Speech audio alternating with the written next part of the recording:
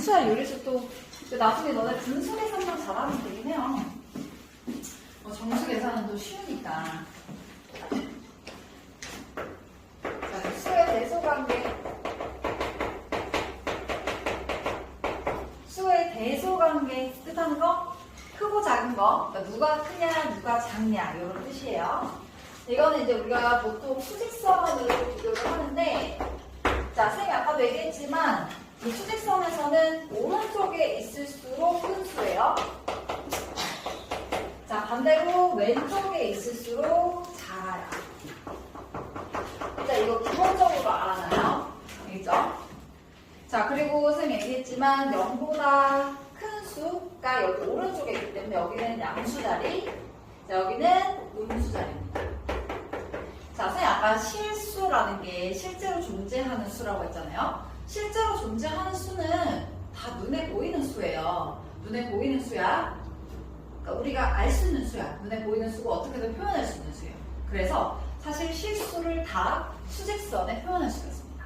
우리가 지금 사실 요리수까지만 배웠잖아요. 근데 이제 요리수 말고도 요리수가 아닌 수가 있어요. 근데 실수인 수? 그걸 우리가 사실 무리수라고 하는데, 그거는 이제 중3 때 배울 거야. 근데 그 수도 실수기 때문에 다 수직선에 표현할 수 있어요. 대응시킬 수가 있습니다. 알겠죠? 그래서 수직선에는 파이나 이런 거는 파이도 수직선에 대응할 수 있어. 그러니까 대응할 수 있어. 이 수직선은요, 이게 사실 보면은 얘들아 이렇게 무한히 점들이 있는 거거든요. 이거는 이 무한히 있는 거를 채우려면 유리수만으로 채울 수는 없어. 유리수만으로 채울 수 없고 그냥 실제로 존재하는 모든 수를 다 대응시켜야지 이걸 다 채울 수가 있습니다. 알겠죠? 자, 그래서 무리수거든요. 사실 파이도 무리수인데, 그죠? 순환하지 않는 무한소수니까. 너네 여기까지 안 배웠어, 그지? 근데 순환하지 않는 무한소수에서 무리수인데, 그 무리수도 마찬가지 여기 대응시킬 수 있고요. 그 대응하는 방법은 이제 중3 때 배울 거예요. 알겠죠? 이렇게 그 도형을 그려가지고 대응할 수 있습니다. 알겠죠? 표현할 수 있다. 근데 파이를 우리가 정확하게 대응을 못하는 이유는, 그러니까 무조건 존재해. 이 수직선 위에는 무조건 존재하는데 우리가 정확한 값을 구할 수가 없어. 그 파이를 우리가 항상 근사값으로 구하잖아. 뭐 3.14, 3.1. 근데 그게 정확한 값이야? 아니지. 그치?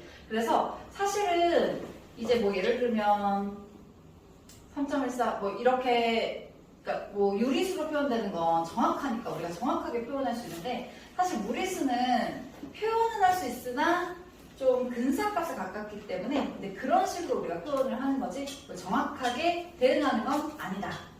그 정도만 알고 있으세요. 자, 그래서 이렇게, 자, 그래서 일단 보면은 당연히 음수하고 영하고 양수를 비교했을 때 당연히 누가 제일 크겠니? 양수가 크겠죠? 그 다음은 0, 그 다음 음수. 자, 그래서 양수와 음수의 대소는 이렇게 되고요. 자, 그리고 양수 같은 경우는 얘들아, 자, 이렇게 오른쪽으로 갈수록 크잖아요. 자, 그러니까 얘는 절대값이 클수록 마찬가지로 수가 어때요? 절대값이 클수록 그 수도 커요. 수도 크다. 그냥 크다라고 간단하게 쓸게요. 그죠? 근데 조심할 건 음수야, 음수. 음수는 어때, 얘들아? 마이너스 1, 마이너스 2, 마이너스 3, 마이너스 4 이렇게 가는데요. 사실 음의 정수 중에서 가장 큰 수가 누구예요?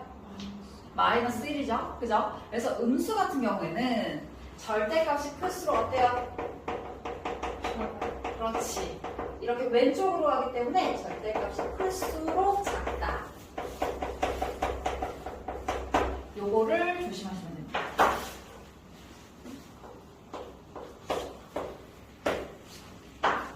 알겠죠?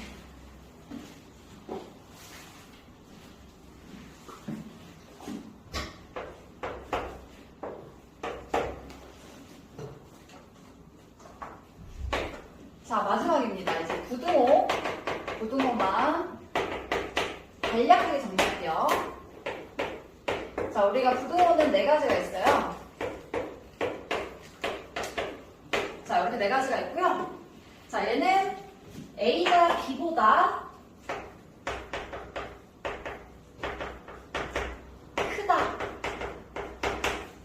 인 거고요. 얘는 크거나 같다.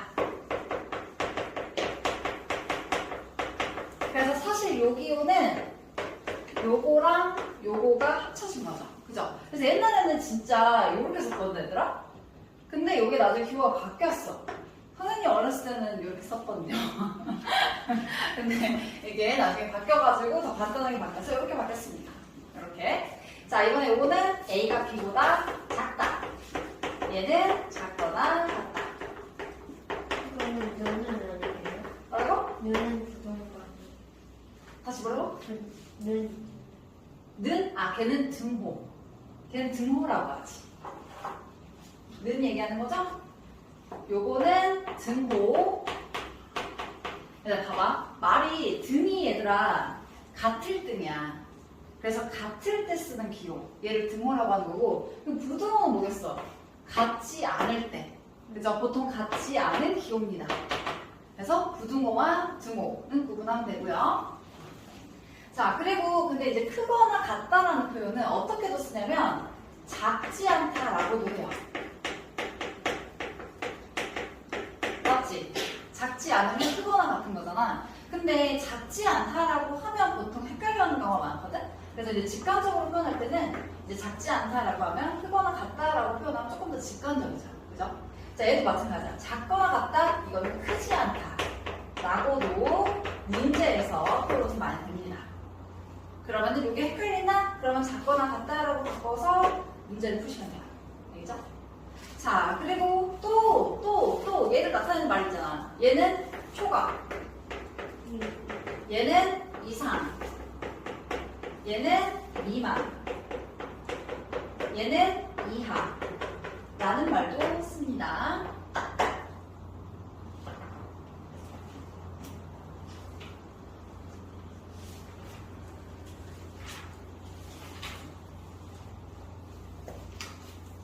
그래서 얘도 근데 선생님 요거를 안 쓰려고 위에다가 쓴 거거든, 얘들아. A는 B 초과, B 이상, B 미만, B 이하 이렇게 생각하면 돼. 알겠지? 자, 여기까지 해서 우리 요 단원에 대한 개념이 끝났습니다.